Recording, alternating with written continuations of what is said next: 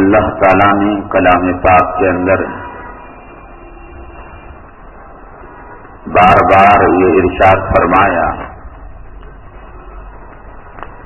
سنت اللہ التی قد خلت من قبل ولن تجد لسنت اللہ تبدیلا۔ اللہ کی جو سنت ہے، جو چل پڑی ہے، اس میں کسی قسم کا بدلاؤ نہیں ہو سکتا۔ اللہ تعالیٰ نے دنیا کے اندر ایک نظام، ایک سسٹم چلایا ہے۔ سورج کا نظام ہے، شام کا نظام ہے، زمین کا، آسمانوں کا۔ اللہ تعالیٰ فرماتے ہیں ستارے بڑی تیز رفتاری کے ساتھ اس دنیا سے بڑے ہیں، ہزاروں کلومیٹر رفتار سے دوڑتے رہتے ہیں، لیکن کبھی ستارے آپس میں ٹکراتے نہیں۔ یہ اللہ تعالیٰ اس نظام کو اپنے قبضہ قدرت میں کیے ہوئے ہے۔ اتنا بڑا آسمان نیلا، اللہ تعالیٰ پوچھتے ہیں سورہ ملک کے اندر،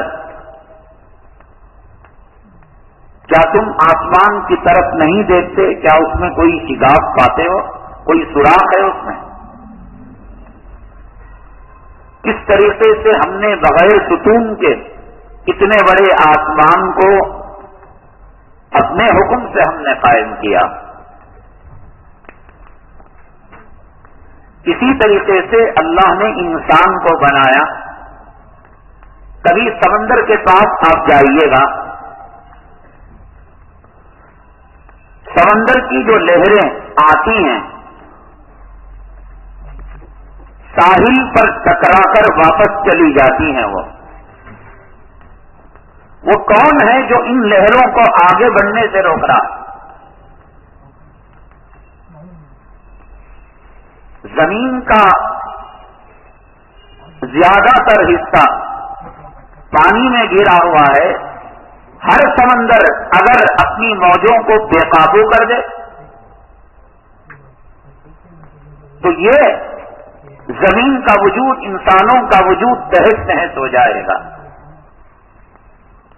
یہ سمندروں کا مد و جزر، یہ روکنا، کبھی آپ کھڑے ہو کر سوچئے گا اتنی بڑی پہاڑ کی طرح لوڈ آتی ہے، اور کون ہے جو اس کی طاقت کو توڑتا ہے اور پھر اس کو واپس سمندر کی طرف دھکیل دیتا ہے؟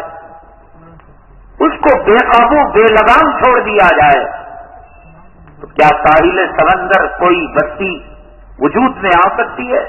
اور کیا یہ زمین باقی رہ سکتی ہے؟ اللہ کے نظام میں کوئی رد و بدل نہیں کر سکتا۔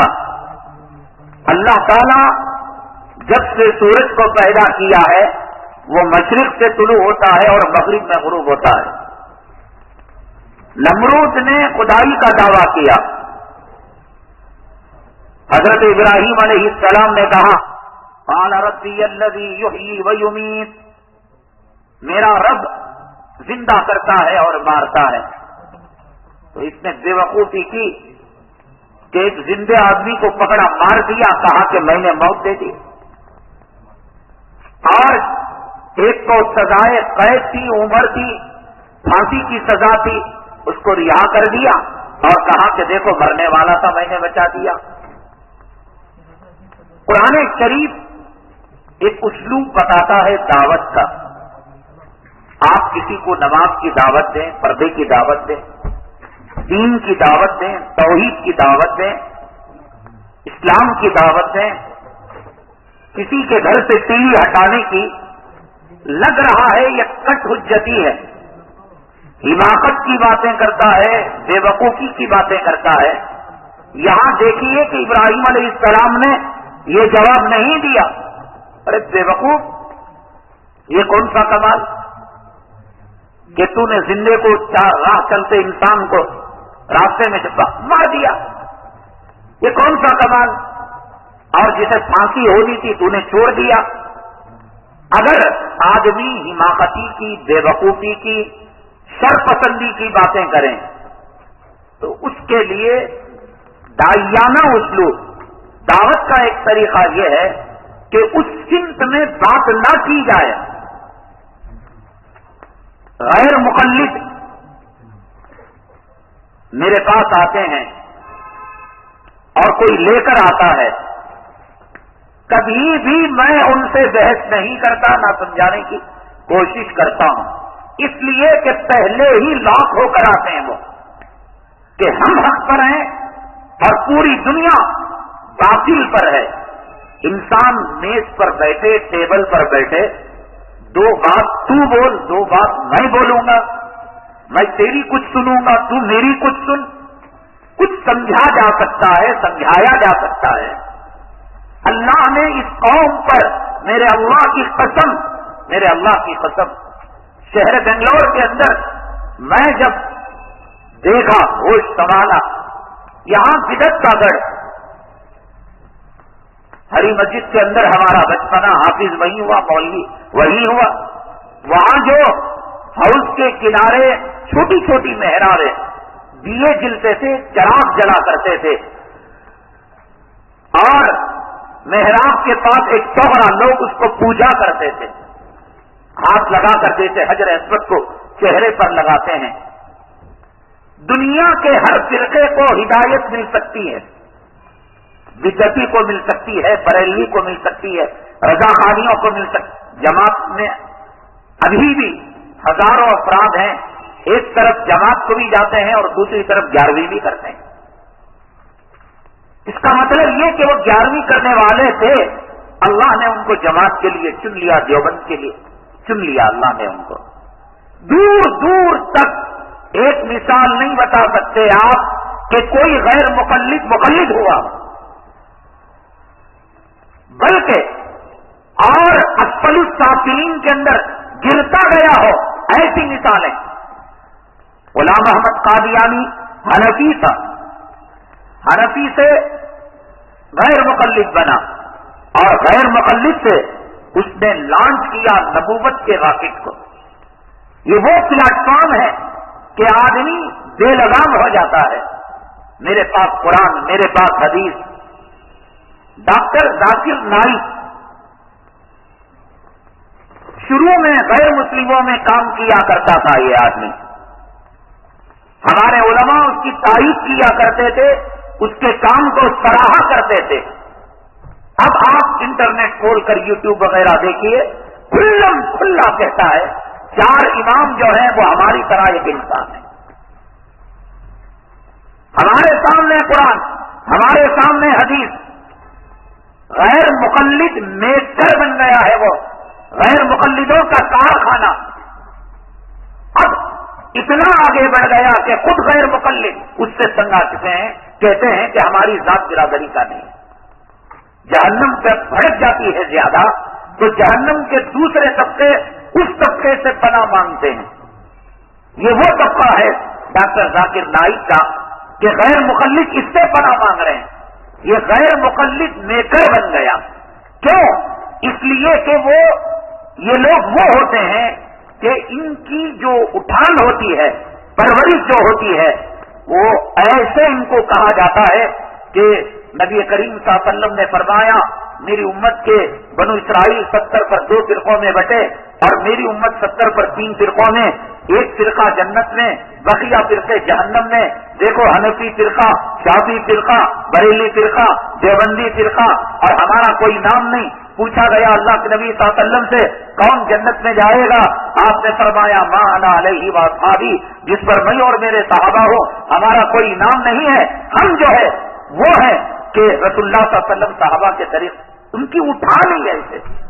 آدمی سمجھے سمجھائے، بات اپنے کانوں کی کھڑکیوں کو کھول کر رکھے.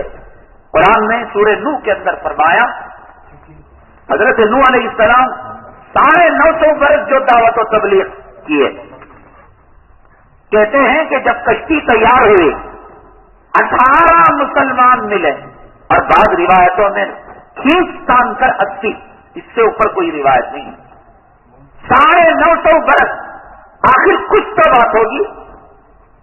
950 बरस अगर किसी पत्थर पर पानी डाला जाता, पत्थर मोम हो जाता।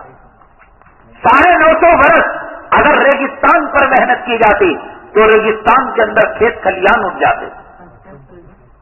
क्यों, वजह क्या? कुरान कहता है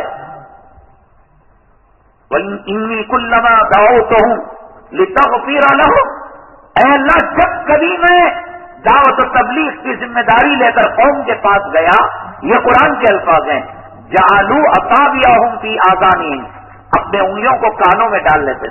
जब सुनेंगे नहीं तो अमल क्या करेंगे?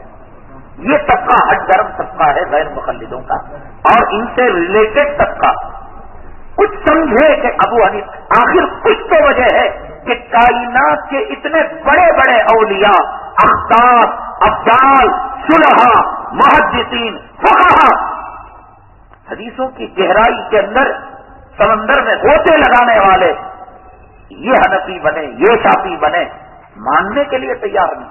हम जन्नती, दुनिया जहन्नमी। बेंगलोर बिदत, जलालत, गुमराही में डूबा हुआ था। अल्लाह ताला हजरत मौलाना इरशाद साहब रहमतुल्लाहि अलैह करवट करवट राहत नसीब फरमाए, उनके कब्र को मुनव्वर फरमाए, पूरी कर्नाटक पूरे मुसलमानों की तरफ से अल्लाह जज़ाए खैर दे। बेंगलोर की सरजमीन के अंदर दारुल के मुबल्लिग थे, इनके स्टेज के नीचे बम रखा जाता था, इनके इज्तिमात के अंदर बैल घोड़े छोड़े जाते थे। तौहीद का डंका बजाया इन्होंने, बताया दोस्तों ये जो दिए जलाते हो, ये जो पूजा करते हो, ये जो तुम ताबूत निकालते हो, ये शिया की रस्म है, भाइयों नमाज पढ़ो, रोजा रखो, बड़ी मेहनत है। हजरत मौलाना पालन हक्कानी रहमतुल्लाहि अलैह, अल्लाह इनको भी बड़ी रहमत करे, इनके दर्जात को बुलंद फरमाए। बेंगलोर वालों पर खास तौर से बड़ा एहसान, दूध का दूध पानी का पानी कर दिया उन्होंने कि तौहीद क्या है, शिर्क क्या है। हजारों लाखों अफराद, अगर इंडिया पाकिस्तान की 2020 मैच हो और खुले मैदान में, तो आपने मंजर देखा होगा कि सारी बिल्डिंग पर शहद के चट्टे की तरह लोग बैठकर उस मैच को देखते हैं। दरख्त हैं तो दरख्त पर लोग चढ़ जाते हैं, पत्ते नजर नहीं आते। अल्लाह की कसम, ये मंजर में हजरत पारुल हक्कानी रहमतुल्लाह अलैह के बयान के अंदर देखा। आसमानी बयान था वो, न किसी मदरसे के पढ़े हुए थे, न फारिग तहसील थे, अंगूठा छाप थे, लिखना पढ़ना नहीं आता था, और आज तक उनका रिकॉर्ड कोई नहीं तोड़ सका। जब तकरीर करते, कलाम पाक की आयत आती, सूरा नंबर, पारा नंबर, रुकू नंबर, आयत नंबर, और कौन से प्रेस में छपा, उस प्रेस के कुरान में यह आयत राइट साइड है या लेफ्ट साइड है। बुखारी शरीफ हदीस नंबर फुला और बाप नंबर फुला, और फिर ये हदीस और कितनी किताबों के अंदर है। शरीयत या जिहालत हजरत की किताब है। मैं इंशाअल्लाह यहाँ के हाफिज साहब को कहूंगा कभी कि वो फरोख्त करवाए, तो आप उसको लीजिएगा। हजरत की तकरीरों को प्रिंटिंग की शक्ल में, किताब की शक्ल में इन्होंने खबर ली गैर मुक़ल्लिदों की। जब शुरू में आए तौहीद और शिर्क की बात, मौलाना अब्दुल मतीन जूनागढ़ी जो 4 मीनार के इमाम थे, ये गुजराती जुबान में इन्होंने किताब लिखी थी। हजरत को कुछ आता नहीं, लिखवाई थी अपने इलाके में, है गुजरात के पालनपुर गुजरात का इलाका है, तो गुजराती जुबान से ट्रांसलेट जो किया यही मौलाना अब्दुल मतीन जूनागढ़ी।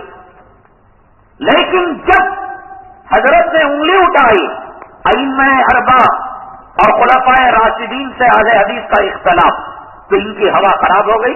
कल कह रहे थे ये खुदा की कुदरत है, खुदा की निशानी है, फुला है फुला है।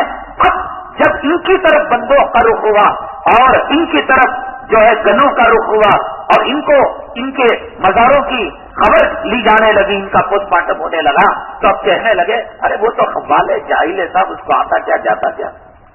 2 घंटे की तकरीर, सिर्फ 2 घंटे, वो किस तरीके से वक्त खत्म होता था अल्लाह को मालूम।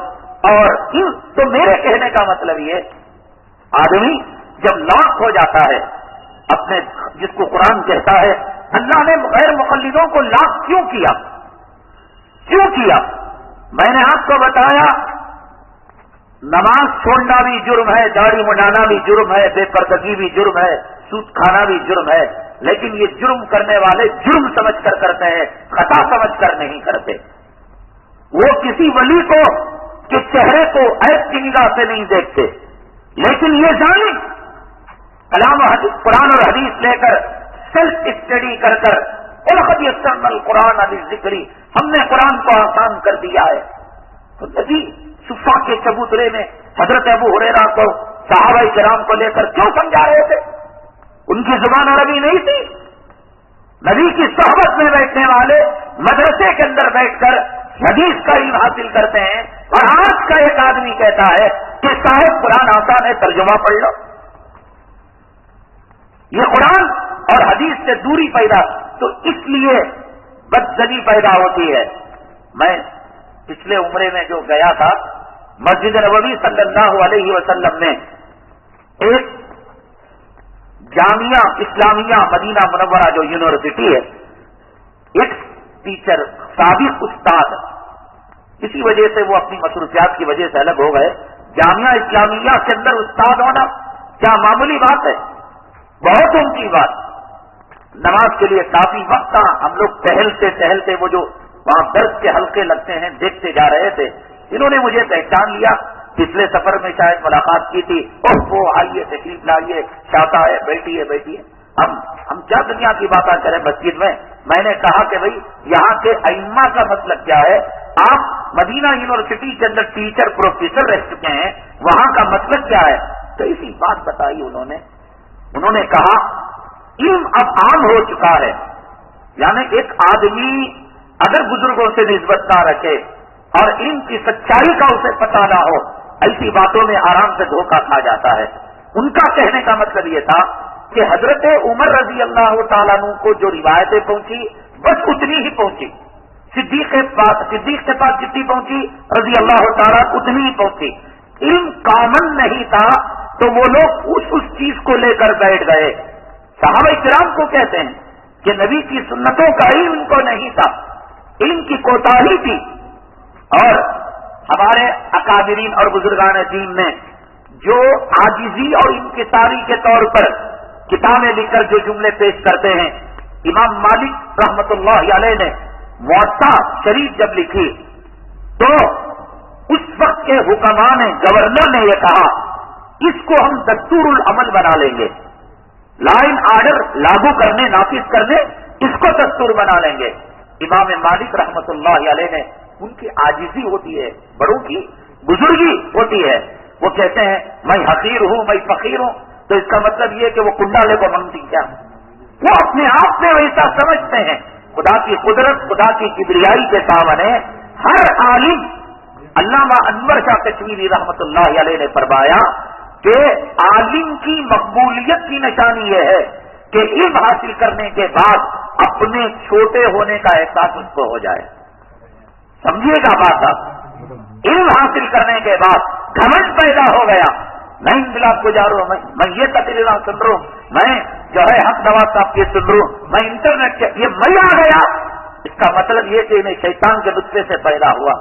علامہ انور شاہ کشمیری رحمت اللہ علیہ فرماتے ہیں کہ علم کا پریشر جتنا بڑھتا ہے، علم آنے کے بعد اپنی جہالت کا اعتراف ہوتا ہے۔ اسی لیے آقا نے فرمایا العلم من المہدی الی اللحد، علم ماں کی گود سے لے کر قبر کے پیٹ تک ہے۔ کوئی آدمی یہ نہیں کہہ سکتا میں فارغ ہو کر 25 سال کے قریب ہو گئے، اب میں یہ نہیں کہہ سکتا امامت کے تعلق سے میں مطمئن ہوں، میں محتاج ہوں فجر پڑھانے کے بعد کہ ظہر میں کیا مسئلہ پیش آ سکتا ہے۔ میں نہیں کہہ سکتا کہ میں اس کے اندر کامل ہو گیا، مجھے ڈگری مل گئی۔ تو بہرحال ان لوگوں نے، وہ پروفیسر صاحب نے بتایا مدینہ یونیورسٹی کا مطلب مشرق پڑھانے کا ڈھنگ، اور ان کو جو اٹھایا جاتا ہے ایسے یہ کہہ کر کہ بھئی امام ابو حنیفہ رحمت اللہ علیہ نے فرمایا اگر میرے مسئلے کے سامنے کوئی حدیث تمہیں مل جائے، میرے مسئلے کو لات مار دو اور حدیث کو لے لو۔ دیکھو ابو حنیفہ خود بول رہی، ان کو حدیث کا علم نہیں ہے، کہتے جتنا علم ہے اتنا انہوں نے لکھ دیا، اگر تم نہ آئندہ حدیث کا علم ہو۔ یہ اصل میں ان کی انکساری تھی کہ انسان ہے، بتاؤ تو صحیح امام ابو حنیفہ رحمۃ اللہ علیہ کے مسائل پر فتاوی عالمگیری ہے، فتاوی شامی ہے، کروڑوں اربوں جزیات ہیں. کوئی میکل الفاظ کے نسخے سے پیدا ہو بتا دے کہ یہ مسئلہ حدیث کے خلاف ہے. دو حدیثیں ہو سکتی ہیں. امام حنیفہ رحمۃ اللہ علیہ نے آمین آہستہ کہنے کے لیے کہا. ہو سکتا ہے اس کے مقابلے میں زور کی حدیث ہو، لیکن آہستہ کی حدیث تو ہے. ایسی چیزیں کہہ کر لوگوں کا ذہن بناتے ہیں. امام مالک نے کہا میری کتاب کو دستور العمل نہیں بناؤ. امام ابو حنیفہ نے بتایا کہ جب حدیث مل جائے میرے مسئلے کو لاکھ مار دو. لیکن آج تک کسی عالم نے حضرت ابو حنیفہ رحمۃ اللہ علیہ کے مسئلے کو لاکھ مارا ہو دکھا دو، میں اس کی گلی کا کتا بن کر میں اس کی گلی کی غلامی کروں گا. ایک مسئلہ جتنے وہ حدیثوں کو جانتے تھے کیا آج ہم جانتے ہیں؟ یہ کس قسم کا؟ اب وہ کیا کہتے ہیں بھائی اس زمانے میں علم نہیں تھا، حضرت عثمان غنی رضی اللہ تعالیٰ عنہ سے پہلے. یہ باتیں سمجھو، اللہ کرے بات سمجھ میں آ جائے، کل بیت کرنا آسان ہوگا اور آپ کو حنفی ہونے پر شرح صدر ہوگا کہ دیکھو حضرت عثمان غنی رضی اللہ تعالیٰ عنہ سے پہلے کلام بکھرا ہوا تھا. کسی کے پاس ایک سورت، کسی کے پاس دو آیتیں. آپ آئے کلام پاک جمع. امام بخاری سے پہلے حدیثیں بکھری ہوئی تھی، آپ آئے اور حدیثیں جمع ہوئی. تو اب جو ہوئی تحقیقیں ہو رہی ہے. ہمارے پاس جتنے حدیثیں ہیں استغفر اللہ کہتے ہیں کہ صحابہ اور محدثوں کے پاس اتنی تحقیق نہیں تھی. اس لیے ہم حدیثوں کو سامنے رکھ کر ہر آدمی اپنا ڈسیشن لے گا. یہ مکتب ذکر ہے جامعہ اسلامیہ مدینہ منورہ کا. اللہ کی قسم میں کہتا ہوں کہ اجتہاد کرنا، جڑی بوٹیاں رکھ دی گئی، یہ پیراسیٹامول ہے، یہ فلاں ہے، یہ فلاں ہے، یہ ایسڈ ہے، یہ سام کا زہر ہے. سوال یہ کہ ہر آدمی نے کیا دوا بنانے کی خاصیت ہے؟ کیا دوا بنانے کا مادہ ہے، کیپیسٹی ہے؟ حدیثیں ہیں. میں مانتا ہوں کہ پہلے کے مقابلے میں انٹرنیٹ، کتابوں کے ذریعے سے، پرنٹ میڈیا کے ذریعے سے، مدارس سے یہ اس کا تشیع ہوا ہے، کامل ہوئے ہیں. لیکن کیا کسی میں یہ کیپیسٹی ہے کہ ان سارے حدیثوں کو سامنے رکھ کر ناسخ منسوخ کو، راجع مرجوع کو، مکی مدنی کو، نبی کے پہلے اور آخری عمل کو اور نبی کے پسندیدہ عمل کو، یہ کس کی بس کی بات ہے؟ ایسے زمانے میں پیشاب کے ڈھیلے کے آداب پوچھے تو ہم نہ معلوم نہیں. ان لوگوں کو پوچھو جو کہتے ہیں نا ہم لوگ قرآن حدیث کو لیے نہیں صاحب، اماموں کو نہیں مانتے. ڈھیلا کتنا ہونا، لینے کا طریقہ کیا؟ اگر راستے میں گئے ڈھیلا نہیں ملا کیا کرنا؟ ڈھیلے کا طریقہ. نماز کے اندر اللہ اکبر کہہ کر امام تکبیر تحریمہ شروع کرتا ہے، السلام علیکم بول کر نماز شروع ختم کرتا ہے. امام زور سے بولتا ہے، مقتدی آہستہ بولتا ہے. قیامت تک کی ان پوری جماعتوں کو، ذاکر نائک اینڈ پارٹی، غیر مقلدین اینڈ پارٹی، سلفی اینڈ پارٹی، جامعہ اسلامیہ مدنیہ اینڈ پارٹی، قیامت تک کی مہلت. ایک حدیث لاؤ کہ جس حدیث کے اندر یہ کہا گیا ہو کہ امام زور سے اللہ اکبر کہے اور مقتدی آہستہ کہے. یہ کام فقہا نے نکالا، نبی کریم صلی اللہ علیہ وسلم کی روایتوں کو سامنے کر اجتہاد کر کے نکالا. بہت ڈیپ میں بڑی گہرائی کے اندر جانا پڑتا ہے، تب جا کر حدیث سے ایک مسئلہ نکلتا ہے. یہ حرکت و ناقص کی بات نہیں.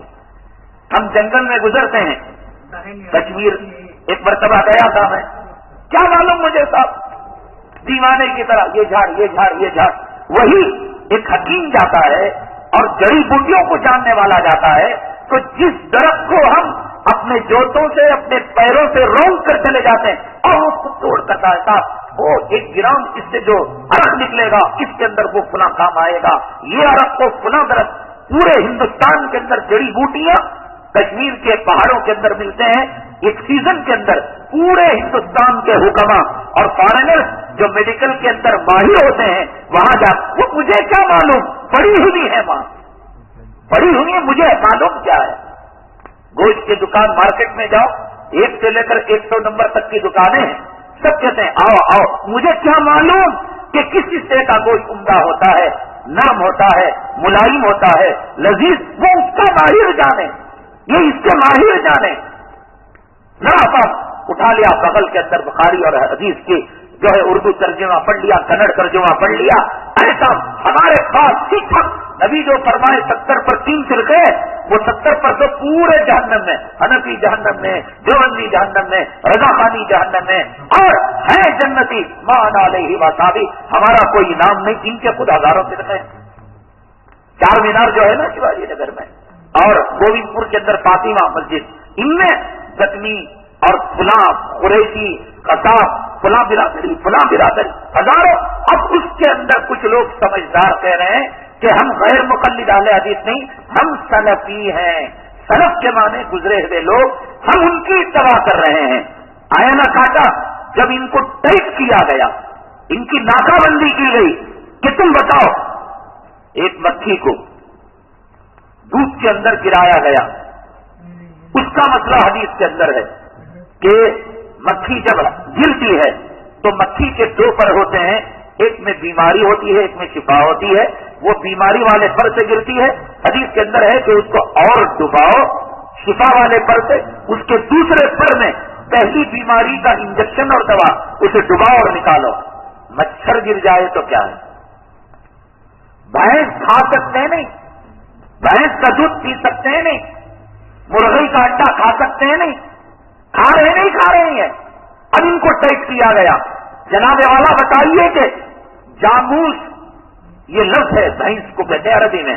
कुरान में 6666 आयतों में जामूस का लफ्ज कहा है, बुखारी में कहा है, तिरमिज़ी। अब टाइट हुए ना, तो अब चोरी की पतली गल्ली पकड़कर अल्लाह हदीस गैर मुक़ल्लिद सब क्या भी नहीं भी, हमें सलफी हमारे असलाफ बड़े बैल खाए हमें भी खा रही, उन्हें भैंस खाए हमें भी खाते, उन्हें खबर में जूते खाए तो हमें भी खाते। लाख हो जाना अपने दिलो दिमाग के दरवाजों को, जिसको कुरान कहता है खतमल्लाहु अला कुलूबिहिम व अला समइहिम व अला अब्सारिहिम गिशावा, अल्लाह ने उनके दिल को, दिमाग को, कानों को ठप्पा लगा दिया, मोहर लगा दिया। अल्लाह हिफाजत फरमाए भाई। हजारों बिदअती थे, अल्लाह तबारक ताला ने उनको हिदायत दी। हजारों बेहतरी, अल्लाह ने उनको हिदायत दी। एक गैर मुक़ल्लिद बताओ कि साहब वो हनफी बन गया हो, क्यों? कहानियां कहते हैं हजरत उमर बिदअती थे, तरावी की इजाद की। हजरत उस्मान बिदअती थे।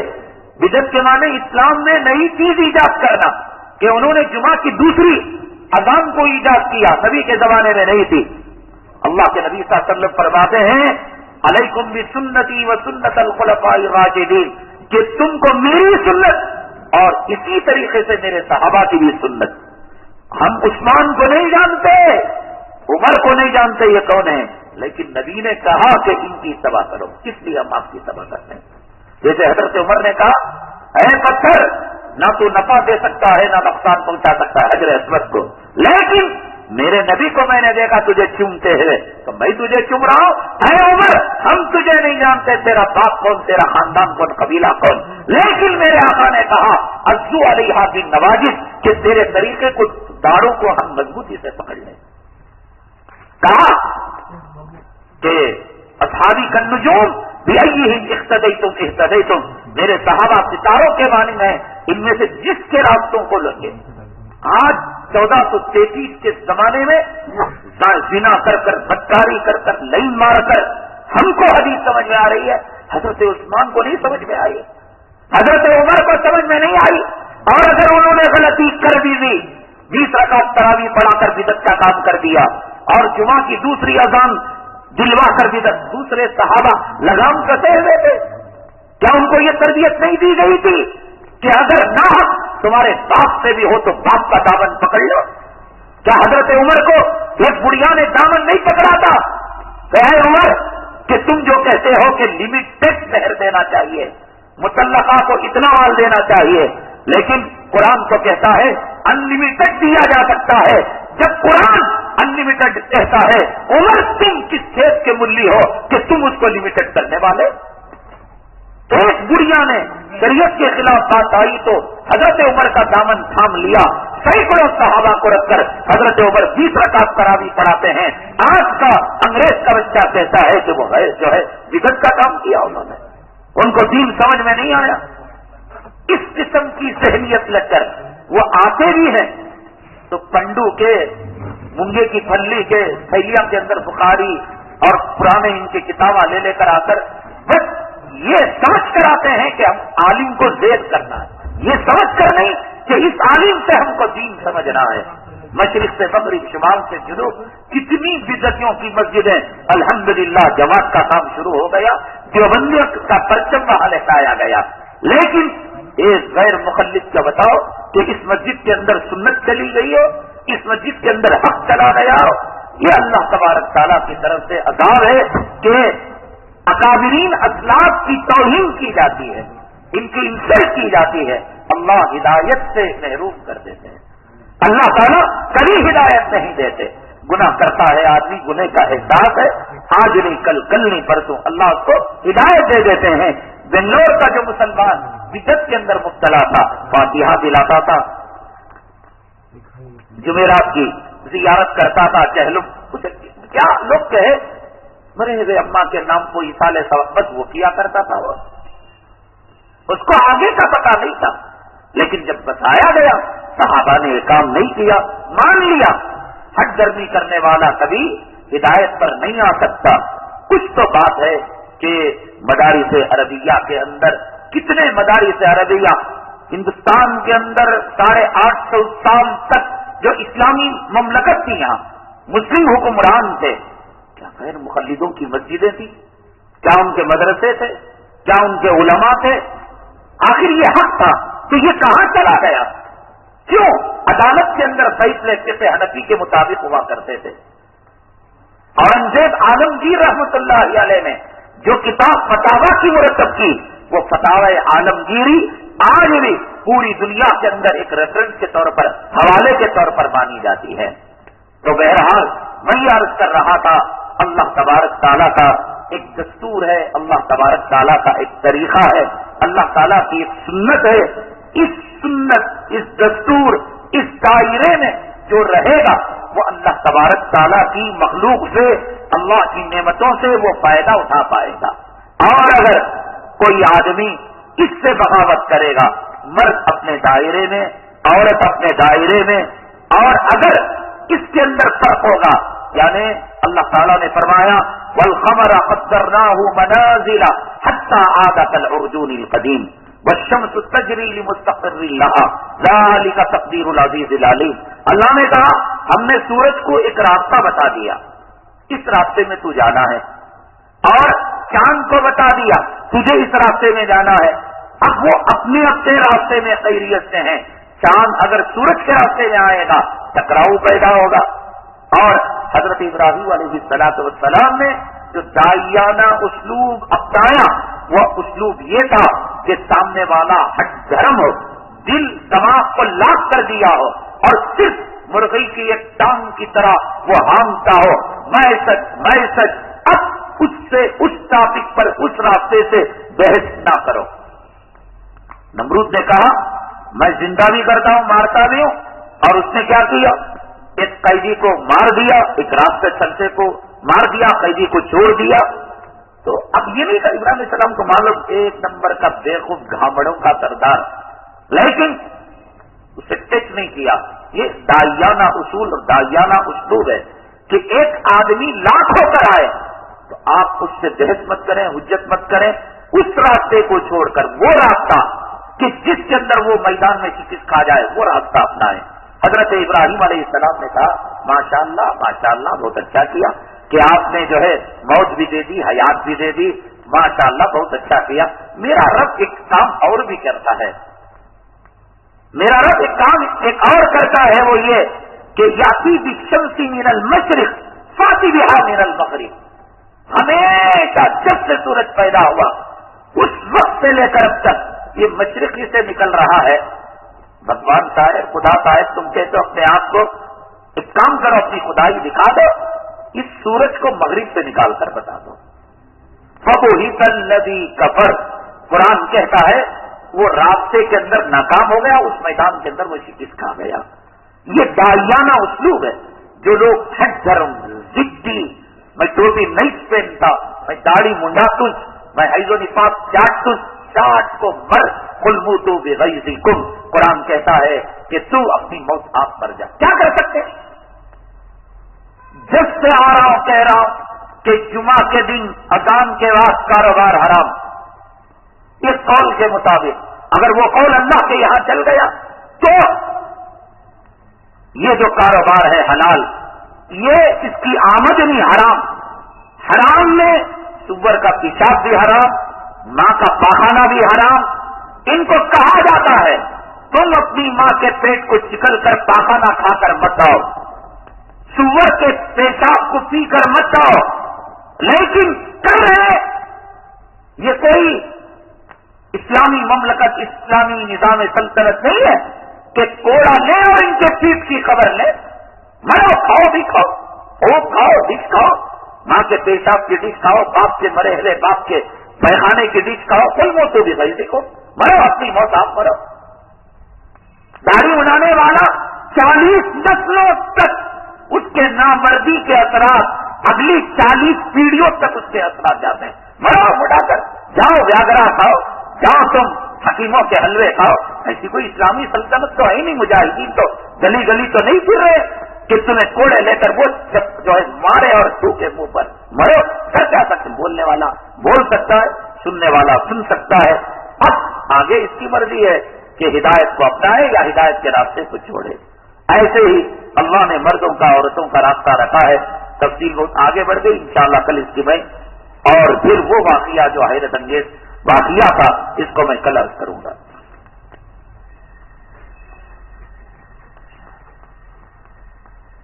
پیس ٹی وی کو زکوٰۃ کی رقم دے سکتے ہیں یا نہیں؟ جو ہمارے مسلک کے نہیں ہیں اور جن کے بارے میں اسلامی اطمینان نہیں ہے، وہ تحریکیں، وہ تنظیمیں جن کا ظاہر ہمارے علماء دیوبند اور علماء تبلیغ سے ہٹا ہوا ہے، نہ تو ان کی مجلسوں میں جانا چاہیے، نہ بیانات سننا چاہیے، نہ ان کو زکوٰۃ کی رقم دینی چاہیے، اس لیے کہ بعض لوگوں نے بتایا کہ یہ زکوٰۃ کی رقم غیر جو آدمی مستحق نہیں ہے اس کو بھی دے دیتے ہیں، اپنے اسکولوں کے بچوں کے فیس یہ اپنی زکوٰۃ کی رقم سے بھرتے ہیں، جبکہ ان کے گھر والے صاحب حیثیت ہوتے ہیں اور اسکول کے اندر اپنے آپ کو غریب لکھاتے ہیں، واللہ عالم حقیقت کا۔ لیکن یہ چونکہ ہماری ذات کی اور ہماری برادری کے نہیں، ہمارے اکابرین نے ان کو ریجیکٹ کر دیا ہے، اس لیے ان کو زکوٰۃ کی رقم دینا جائز نہیں ہے۔ اگر بیوی پر زکوٰۃ نکالنا واجب ہو اور شوہر نکالتا ہو، شوہر محتاج ہو، تو ایسی صورت میں شوہر بیوی کا مال زکوٰۃ لے سکتا ہے۔ حالانکہ شریعت نے مرد کی ملکیت اور بیوی کی ملکیت کو سپریٹ الگ الگ قرار دیا، اسی لیے تو حکم دیا کہ تم جو ہے اپنی بیویوں کو مہر دیا کرو۔ اگر بیوی کو مہر دینا اپنے ہی جیب میں جانے کے برابر تھا تو مہر دینے کی کیا بات تھی؟ دونوں کی ملکیت اگر یہ ہوتی، اور بیوی صاحب نصاب ہے اور شوہر غریب ہے، ایسا ہو سکتا ہے؟ شوہر بیوی کو چھپا کر اپنے آپ کو غریب بتا کر بینکوں میں پیسہ جمع کر سکتا ہے، اور بیوی کے پاس جو ہے تنکا بھی نہیں، ناک کا تارا بھی نہیں، ایسا بھی ہو سکتا ہے۔ تو شوہر نے مال رکھا تو شوہر پر زکوٰۃ ہے، اور بیوی نے رکھا ہے تو بیوی پر زکوٰۃ ہے۔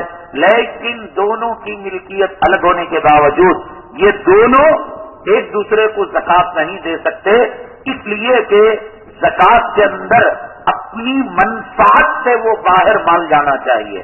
یہ تو ایسے ہوا جیسے کہتے ہیں گھی کہاں گیا وہ کھچڑی میں آ گیا، تو بیوی کو جو دیا تو پھر بیوی سے یہی تو استفادہ کر رہا ہے، فائدہ اٹھا رہا ہے۔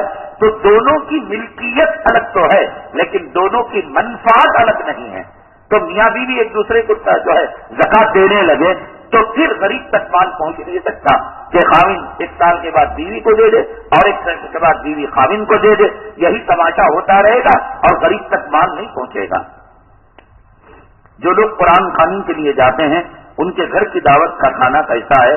ایک مسئلہ ذہن کے اندر رکھیے گا کہ ایک آدمی کا عمومی کاروبار، جیسے ایک مؤذن صاحب ہیں مسجد میں مؤذنی کا کام کرتے ہیں، اور ایک مدرس ہیں مدرسے میں عربی پڑھاتے ہیں، ایک دکاندار صاحب ہیں کیا کرتے ہیں بزنس، بھئی وہ تاجر ہیں۔ ایک آدمی کے عمومی ظاہری میکزیمم جو کاروبار کرتا ہے اسی کے حساب سے اس کی کمائی کھائی جا سکتی ہے۔ ایک آدمی چاول کا بیپاری ہے، اپنے بچے کا ولیمہ کیا تو ہم جا کر وہ کھا سکتے ہیں، اور پوچھنے پر ہم کہہ سکتے ہیں کہ بھئی وہ چاول کا بیپاری، وہ کہتا ہے نہیں نہیں وہ ذرا سائڈ میں RTO کا بھی کام کر لیتا ہے، دلالی کا، حرام کا لینے دینے کا، اس کا شریعت میں اعتبار نہیں، فتوے کے اعتبار سے۔ فتوا کہتا ہے خالص اس لیے کہ ہر آدمی کو تقوی کے کمپیوٹر میں رکھ کر اینالائسس کریں گے تو آپ کو امام بھی نہیں بچیں گے، مولوی بھی نہیں بچیں گے، کھا ہی نہیں پائیں گے آپ اپنے گھر کا لقمہ۔ تو اس لیے شریعت نے کہا ایک آدمی کی ظاہری ڈیوٹی کیا ہے، دکان ہے، امام ہے، مؤذن ہے، تو اسی طریقے سے طبعاً اگر وہ قرآن خوانی کر لیتا ہے تو ظاہری ڈیوٹی پر اعتماد کر کر اس کا کھانا کھایا جا سکتا ہے۔ یہ ہے فتویٰ، اور ایک ہے تقویٰ، اور تقویٰ اس بات کی اجازت نہیں دیتا کہ ایک آدمی جو ہے چاول کا بزنس کرتا ہے اور سائٹ کے اندر کیا کرتا ہے، وہ RTO کا کام کرتا ہے یا گھر جو ہے ماٹی پیچ کی گھروں کی دلالی کرتا ہے، وہ حرام ہے یا حلال ہے، لیکن اس کے کاروبار کا مدار اور اس کا بزنس اور دنیا میں اس کی پہچان چاولوں کے بیپاری سے ہے، اور کرتا بھی یہ ہے ایک کا دکا مار وہ مار لیتا ہے۔ تو ہم کو اتنی ڈیپ میں جا کر تحقیق کر کر لیا تو پیسہ لیا، وہ پیسہ کیا چاول میں ڈالیا کیا، اب یہ چاول کو سے دکان سے لیا، وہ مرغی وہاں سے لایا نا، انہیں بسم اللہ پڑھا کیا، انہیں بسم اللہ پڑھے بعد اچھے پانی میں ڈبایا تھا کیا، غلیظ چکڑ کے پانی میں ڈالیا تھا کیا، وہ سب گئے تو آدمی جیت نہیں سکتا۔ لڑکیوں کو سروال پہننا کیسا ہے، اگر اس کے اوپر کا کپڑا ٹخنے کے نیچے تک ہے اور نیچے کی جو سروال ہے وہ ڈھیلی ڈھالی ہے تو پہن سکتی ہے لڑکی اور عورتیں سروال، اور اگر اوپر کا کپڑا بہت اوپر رانوں کے نصف ران تک، آدھی ران تک ہے، اور عورت ایسی سروال یا پینٹ پہنتی ہے کہ جس سے پہننے کے بعد اس کے جسم کی ساخت کا پتہ، بناوٹ کا پتہ لگتا ہے، تو حدیث میں آقا نے فرمایا کہ جو طبقے جنت کی خوشبو نہیں سن پائیں گے ان میں وہ عورتوں کا طبقہ کہ جو کپڑے پہن کر بھی ننگیاں رہتی ہیں۔ تو یہ سروال پہنی ہوئی ہے لیکن اتنی چست کہ اس کی پنڈلی کتنی، اس کی ران کتنی برابر فٹنگ دکھائی دے رہی ہے۔ حدیث میں آقا نے ایسی عورت کو فرمایا جنت میں جانا تو دور کی بات، جنت کی خوشبو بھی اس کو میسر نہیں ہوگی۔ رومال کے دونوں کنارے لٹکا کر نماز پڑھنا کیسا ہے، جیسے یہ ہے نا رومال ایسے لٹکا دیا یا ٹوال ایسے ڈال لیا، فقہا نے کہا مکروہ ہے، اس کو ایک طرف ایسے ڈال لیں، تو اگر ایسے ڈال لیتے ہیں تو جائز ہو جاتا ہے، ایسا لٹکانا یہ جو ہے جائز نہیں ہے، اس کی اجازت نہیں ہے۔ کسی جگہ ذکر کی محفل ہوتی ہے وہاں عورتیں بھی جاتی ہیں، جانا جائز ہے کیا؟ میں نے کہا کہ اگر پیر و مرشد ہے اور صحیح اللہ والا ہے تو اس کی مجلس کے اندر اس نے عورتوں کو بلا رکھا ہے تو جا سکتے ہیں، اس لیے کہ وہ شریعت کو پہچانتا ہے، حدود کو جانتا ہے، کہاں بلانا چاہیے، کب بلانا چاہیے، کس کے ساتھ بلانا چاہیے، کس وقت بلانا چاہیے اور کیسا پردے میں رکھنا چاہیے۔ اللہ والا ہوگا تو ہینڈل کر لے گا، اور اگر غیر ولی ہے تو اس کی محفل میں نہیں جا سکتے۔ کہتے ہیں کہ شادی ہوئے 4 سال ہو گئے، اولاد سے محروم ہیں، ہر فرض نماز کے بعد رب هب لي من الصالحين رب هب لي من لدنك ذرية طيبة ربنا هب لنا من ازواجنا وذرياتنا چلتے پھرتے دعا کریں۔ ایک بات یاد رکھیں، اس میں ذرا سی غلطی ہو گئی، نماز میں غلطی ہوئی، سجدے سہو سے تلافی ہو سکتی ہے، روزے میں غلطی ہوئی، صدقہ فطر سے تلافی ہو سکتی ہے، روزہ چھوٹ گیا، روزے کا قضا ہو سکتا ہے، وقت پر 20 رمضان کو جو تاریخ ہے زکات نہیں دے سکے 20 پر 3 کو دے سکتے ہیں۔ ایک غلطی اگر ہو گئی، خدا نہ کرے، نہ اس کا سجدے سہو ہے نہ اس کی تلافی ہے، اور اس کی سزا یہی ہے کہ ساری عمر اس کے جوتے اور گالیاں تم کھاتے رہو۔ اولاد مانگو تو ساتھ میں لفظ نیک مانگا کرو، اے اللہ مجھے نیک اولاد دے، صالح اولاد دے، ایسا نہیں کہ بیٹی دے دے، صالحہ بیٹی دے، نیک لڑکا دے، یہ لفظ چھوٹ گیا۔ حضرت مولانا پیر ذوالفقار صاحب نے ایک واقعہ لکھا ہے کہ ماں باپ جو ہے اولاد کے لیے ترستے تھے، کسی نے بتایا کہ جاؤ تم عمرے کرو، حج کرو، مقام ابراہیم کے پاس رو رو کر دعا کرو، تو ان کی زبان سے بھول کر نکل گیا اے اللہ مجھے بچہ دے دے، لڑکا دے دے، نیک کہنا بھول گئے۔ فرماتے ہیں اسی مقام ابراہیم اتنا ستاتا تھا، موت منگتے تھے، موت نہیں آتی تھی، ناک میں دم کر رکھا تھا ماں باپ کے، ناک کاٹ رکھی تھی، عزت کو مٹی میں ملا دیا تھا، تنگ کر چکا تھا، بہت پریشان۔ آخر انہوں نے سوچا کہ جس طریقے سے ہم لڑکا مانگنے میں محتاج ہو کر حج کرنے سے اللہ بچہ دے دیا، عمرہ کرنے سے، شاید عمرہ کرانے سے اللہ تبارک تعالیٰ اس کی جو ہے شرارتیں دور کر دیں گے۔ جوانی آ چکی تھی اور مال دولت ماں باپ کی میراث پر نگاہ پڑ چکی تھی۔ جب طواف کیا 7 چکر کے بعد مقام ابراہیم کے پاس آ کر کل جو ماں باپ نے دعا کی تھی بچہ دینا، آج یہ بچہ یہاں کھڑے ہو کر کہتا ہے مولا یہ بوڑھے کب تک رہیں گے میرے مال پر قبضہ کر جلد سے ان کو اٹھا لینا تاکہ کل ان کے مال پر میں قابض ہو جاؤں۔ اس لیے بھول کر 100 مرتبہ بھول کر بھی یہ نہ کہنا کہ اللہ مجھے اولاد دے دے، لڑکا دے دے، لڑکی دے دے، صالح رب هب لی من الصالحین، رب هب لی من لدنک ذریۃ طیبہ، اے اللہ نیک اولاد دے، نیک اولاد دے، نیک اولاد دے، ورنہ تو بے اولاد رہنا اچھا ہے۔ یہ گٹ جو رہتے ہیں اچھے ہیں، وہ اولاد جو خاندان کا، قبیلے کا نام خراب کرے، ناک کٹوائے، عزتوں کو ملیا میٹ کر دے، کیا ہے یہ اولاد؟ جس طرح مرد کو مسجد کے آتے وقت عطر وغیرہ لگا کر آنا، عورتوں کو بھی لگانا، حدیث میں آقا نے فرمایا عورت عطر لگا کر جاتی ہے تو اس کو زانیہ کا لفظ، اور زانیہ کا ترجمہ ٹھیٹ زبان میں کریں گے رنڈی عورت۔ عطر لگا کر عورت کو مل کر باہر گھر سے نکلنے کی اجازت نہیں ہے، چاہے وہ مسجد کو آئے، چاہے وہ شادی خانے کو جائے، بالکل عام نارمل حالت میں وہ مسجد کو آئے۔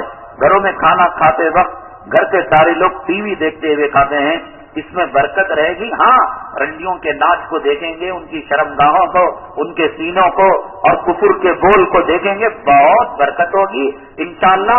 کھانے کے لقموں کے ساتھ کینسر، ایڈز اور ملیریا، ٹائیفائڈ یہ سب گھل کر کھانے میں جائے گا، اتنی برکت ہوگی بھائی۔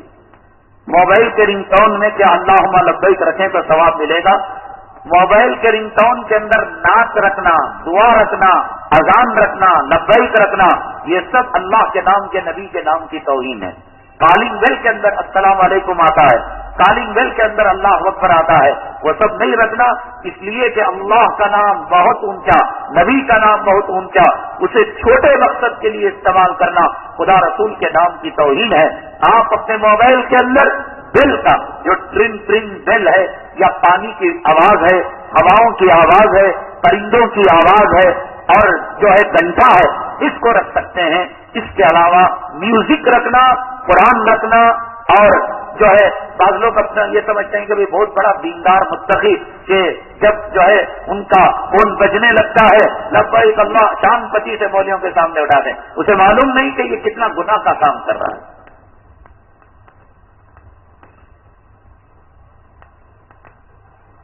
کہتے ہیں کہ ہم کرائے کے گھر میں جا کر 2 مہینوں کا عرصہ ہوا، کوئی تکلیف تو نہیں، لیکن ہم چند دنوں سے گھر میں اس قسم کی گھبراہٹ معلوم ہو رہی ہے، بچوں کی طبیعت بگڑ رہی ہے۔ میں کہتا ہوں کہ آدمی نیا گھر بدلنے کے بعد حالات اگر بدلنے شروع ہو جائیں، یعنی بیماریاں آنے لگیں، کاروبار میں تنزلی آنے لگے، کرتی دھرتی ذات تو اللہ ہی ہے، لیکن دنیا دارالاسباب ہے۔ 3 چیزیں ہیں جو انسان کو بدل سکتے ہیں، ایک عورت، ایک گھر، ایک سواری۔ اگر آپ نے کوئی گاڑی لی اور گاڑی لینے کے بعد آپ کو معلوم ہو رہا ہے کہ آپ مائنس ڈگری میں جانا شروع ہو چکے ہیں، کاروبار ٹھنڈا ہو رہا ہے، دوست دشمن بن رہے ہیں، پہلے 7 سلام کر کر گاڑی نکال دیجیے۔ ٹوٹی پٹی پرانی کٹارا 1947 کی ہے اور اس کے اندر خیر و برکت اور اس میں کوئی نقصان نہیں، اس کو رکھیے گا آپ۔ گاڑی، مکان، عورت، ان 3 چیزوں سے اگر نحوست ہوتی تو آتی، لیکن تجربہ یہ بتاتا ہے کہ آ رہی ہے۔ میں مشورہ دیتا ہوں ذاتی گھر ہے بیچ کر دوسرا گھر لے لیں، کرائے کا مکان ہے مالک مکان کو کہیں اگریمنٹ 11 مہینے کا، 2 سال کا، 6 مہینے کا جو ہوا تھا، اور اگر وہ نہیں مانے خود گاہک لا کر دے تب بھی نہیں مانے، میرا مشورہ یہ کہ 11 مہینے کا بھاڑ میں جائے، اوپر کا طبقہ سمجھ کر کرایہ دے دے، زیادہ ایسے مکان کے اندر رہنا۔ آپ 11 مہینے کے بھاڑے کا دیکھیں گے تو پھر جو بل آئے گی ہاسپٹلوں کی اور جو مصیبتیں آئیں گی، جو گھر آپ کو انفٹ ہو گیا ہے وہ آپ کو 11 کیا 40 مہینوں کا بھاڑا وہاں پر خرچ کروا دے گا۔ اس لیے اول فرصت کے اندر عورت ہے، سواری ہے، اور جو ہے مکان ہے، یہ 3 چیزوں سے انفٹ ہونے لگے، اس کے سمجھنے میں دیر نہ کیجیے گا۔